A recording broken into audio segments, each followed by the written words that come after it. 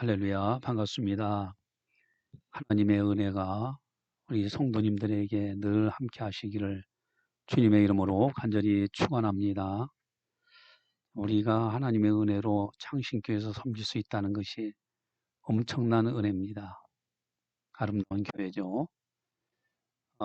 이번에 구원의 확신 과목을 계속 성경 공부하고 있는데 우리가 이 과목을 잘 공부해서 구원의 확신에 서서 신앙생활을 해야 될 것입니다. 지금까지는 우리가 신앙의 1단계부터 봤는데 첫 번째는 부르심이었고 두 번째는 거듭남이었습니다. 세 번째는 회심이었습니다. 이제 네 번째로 오늘은 신앙에 관해서 그다음에 다섯 번째 이담 공부할 때는 칭의 그다음에 여섯 번째는 양자 일곱 번째는 성화 그리고 여덟 번째는 성도의 견인 그리고 아홉 번째는 영화 이 아홉 가지 단계까지 가면은 구원의 확신이 서게 되죠. 이제 오늘은 신앙에 관해서 사계단을 공부하는데 먼저 용어에 대해서 이해를 하시기 바랍니다. 이 회개가 좀 소극적인 요소라고 한다면 신앙은 아주 적극적인 요소입니다. 믿음이라고도 할 수 있죠. 그래서 하나님을 신뢰하고 하나님의 계시를 진리로 받아들여서 미래적인 삶에서도 그를 적극적으로 따르는 생활을 의미합니다. 그래서 예수 그리스도에 관하여 죄인을 구원코자 하시는 성부 하나님의 계획에 따라서 성자 예수님, 그분이 이 땅에 오셔서 죄인들을 구원하기 위하여 십자가상에서 흘리신 보혈, 이걸 굳게 믿는 거예요. 그리고 나의 모든 죄가 씻겨졌다는 거, 내가 예수님으로 말미암아 구원을 받았다는 이러한 지각을 깨닫고 또 모든 상황 가운데서 믿음으로 받아들이는 전적인 행위를 신앙이라고 합니다. 이 신앙에 관해서 공부를 합니다. 신앙은 이제 어원적 의미 또 신앙에 대한 성경적인 묘사가 있습니다. 또 신앙의 종류가 있고요. 신앙의 대상이 있습니다. 이 가운데서 오늘은 신앙의 어원적 의미와 신앙에 대한 성경적 묘사 이 두 가지를 공부하도록 하겠습니다. 신앙의 어원적 의미를 한번 좀 살펴보시면은 첫 번째는 구약의 용어가 되겠는데 에무낫이라는 단어가 있습니다. 이걸 신앙, 좀 믿음이라는데 성실이라는 뜻이 있었어요. 그러나 이제 다음 하박국 2장 4절에서는 신앙의 의미로 이것이 쓰여집니다. 하박국 2장 4절에 보라 그의 마음은 교만하며 그의 속에서 정직하지 못하니라. 그러나 의인은 믿음으로 말미암아 살리라. 이 믿음이라는 이 단어가 에무낫입니다. 성실이 이제 신앙으로 믿음으로 바뀌어진 의미가 이제 쓰여지는 것을 보게 되죠. 의인은 그 믿음으로 말미암아 사는 거예요. 또 두 번째 단어는 헤멘입니다. 구약에서 이 헤멘은 믿는다는 말에 가장 보편적인 용어로서 지적으로 알고 있는 믿음의 확신의 요소가 담겨져 있습니다. 그래서 지적으로 알고 있는 확신, 이 믿음. 그다음에 세 번째는 빠딱이라고 합니다. 빠딱. 이것은 신임한다, 의지한다, 신뢰한다 이런 의미가 있습니다. 전적인 신뢰하는 거. 이것이 바로 신앙, 믿음의 구약의 용어들이 되겠습니다. 신약의 용어가 있겠죠. 피스라는 단어가 많이 씁니다. 많이 사용하는데 신뢰라는 뜻이에요. 이것을 근거해서 그리스도의 증거를 쉽게 받아들이는 것을 의미하는 용어죠. 빌립보서 1장 27절에 보면 오직 너희는 그리스도의 복음에 합당하게 생활하라. 이는 내가 너희를 가보나 떠나 있으나 너희가 일심으로 서서 한 뜻으로 복음의 신앙을 위하여 협력하는 것과 이렇게 이제 피스터스라는 단어 신뢰 또 받아들인다는 의미 이런 뜻이 강하죠. 믿음. 그다음에 피스투에인이라는 단어도 씁니다. 명사 피스터스의 동사형으로 쓰여진 용어인데 눈에 보이지 않는 것을 보는 것 같이 선포된 것이 그대로 될 줄 믿는 믿음의 적극적인 수납.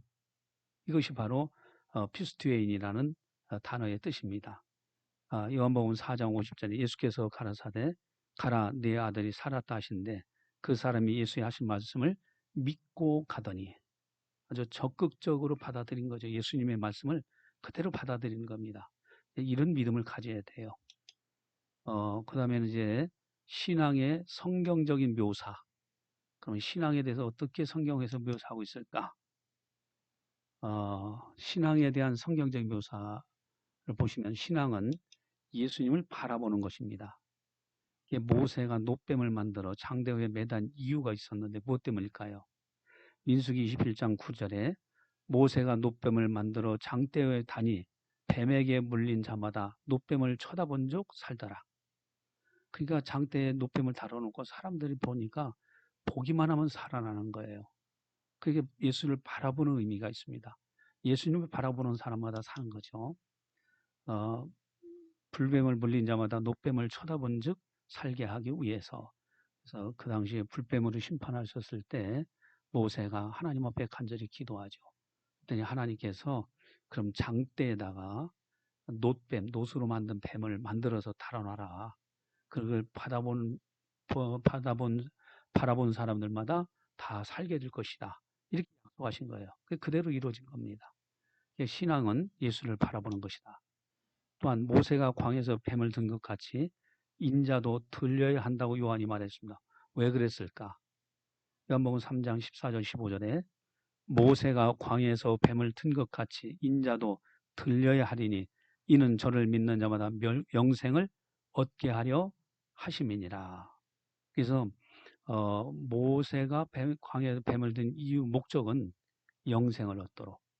그래서 예수님을 바라보는 사람마다가 다 영생을 얻도록. 이게 하나님의 약속이고 하나님께서 행하시는 겁니다. 자, 그 다음에는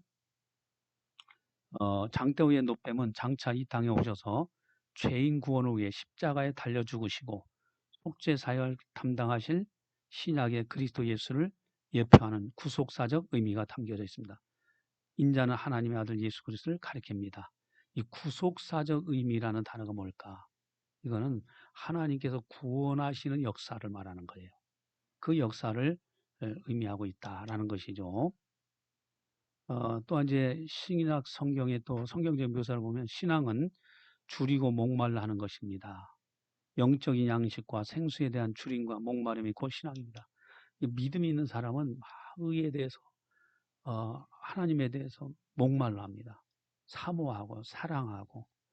그래서 의에 줄이고 목마른 자의 결과는 어떻습니까? 마태복음 5장 6절에 의에 줄이고 목마른 자는 복이 있나니 저희가 배부를 것이며 하나님께서 영적으로 아주 풍요한 평강과 은혜를 쏟아부었죠. 복이 있는데 저희가 배부르다. 그래서 아주 영적으로 만족, 기쁨, 감사, 행복. 또 내가 내가 주는 물을 먹는 자가 누리는 특혜는 무엇입니까? 예수님이 그런 말씀하셨죠. 예수님이 주시는 물은 뭐냐? 요한복음 4장 14절. 내가 주는 물을 먹는 자는 영원히 목마르지 아니하리니 나의 주는 물은 그 속에서 영생하도록 솟아나는 샘물이 되리라. 이제 그 예수님이 이제 사마리아의 한 여인을 만났을 때 이야기를 하시고 물 길러 온 여인에게 이 말씀하신 거죠. 예수님이 주시는 물, 그것은 그 사마리아 여인은 참 쉽게 이해를 못했을 겁니다. 그 물을 마시면은 영원토록 목마르지 않다. 그럼 내게도 주십시오 그랬어요. 그러나 예수님이 가리키는 물은 뭐냐면은 하나님의 진리의 말씀, 하나님의 은혜, 하나님의 예수님을 통한 하나님의 계시 말씀, 이것을 의미해요. 이것은 영원토록 목마르지 않아요. 이 하나님의 말씀, 예수 그리스도 계시의 말씀, 예수님을 통한 말씀, 이것을 마음판에 새기고 그대로 순종하며 사는 사람은 영원토록 기쁨과 감사 속에서 살아간다 하는 것이죠. 자, 그 다음에는 예수님께서 주시는 물에는 어떤 효력이 있습니까?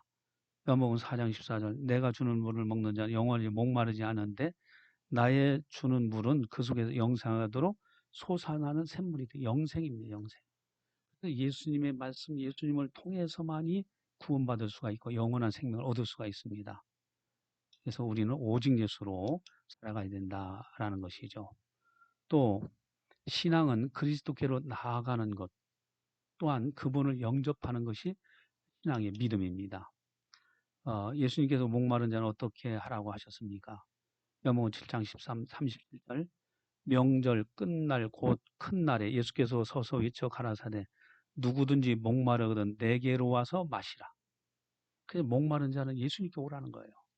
참으로 이 세상에서 가장 행복을 주시는 분은 예수님밖에 없습니다. 돈도 명예도 그거 가지고 행복이 되는 것이 절대 아닙니다. 목말라요. 바닷물 마시는 것 같아요.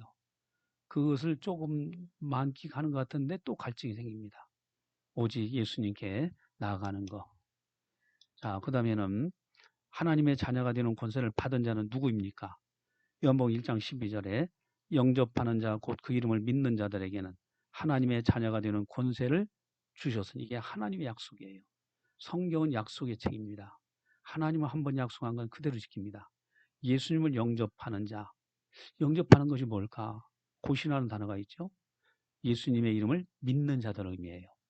이 사람들에게 약속하셨어요. 하나님의 자녀가 되는 권세를 주신다. 우리들이 다 하나님의 자녀가 되었습니다. 그래서 예수님을 믿고 이렇게 살아가는 거, 신앙생활하는 거, 그러니까 오직 예수입니다. 오직 말씀이고 오직 믿음으로 살아야 됩니다. 이제는 신앙, 믿음, 성경적 묘사까지 우리가 살펴봤습니다. 또 다음 주에는 신앙의 종류, 신앙의 대상에 대해서 또 공부하도록 하겠습니다. 기도하시겠습니다. 사랑의 하나님 아버지 감사합니다. 저희들을 사랑해 주시고 저희들에게 은혜를 베푸셔서 진리를 알게 하시고 진리를 배우게 하시사 진리 안에 거할 수 있도록 은혜 베풀어 주심을 감사를 드립니다. 특별히 구원의 확신 과목을 공부하고 있는데 부르심과 그리고 이제 하나님께서 거듭나게 하시고 부르신 자를 거듭나게 하시고 또한 그를 회개케 하셔서 회심하고 이제는 그 믿음으로 하나님을 적극적으로 찾고 하나님 아들 예수님만을 바라보며 이제는 진리의 말씀을 들으면서 살아갈 수 있는 믿음에 관해서 오늘도 공부할 수 있도록 은혜 베풀어 주신 것 감사를 드립니다.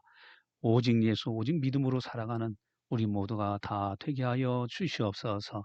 하나님께서는 믿음을 통하여 우리에게 복도 주시고 믿음을 통하여 하나님께서는 영생의 복도 주시고 또 천국에 들어가기도 하시는 줄 믿사오니 우리 모두가 다 믿음의 판석에 서서 하나님만을 기쁘게 드리고 하나님의 약속의 복을 받는 우리 모두가 다 되게 하여 주시옵소서. 감사하고 모든 영광 주님께 올려드리오며 예수님의 이름으로 기도드리옵나이다. 아멘.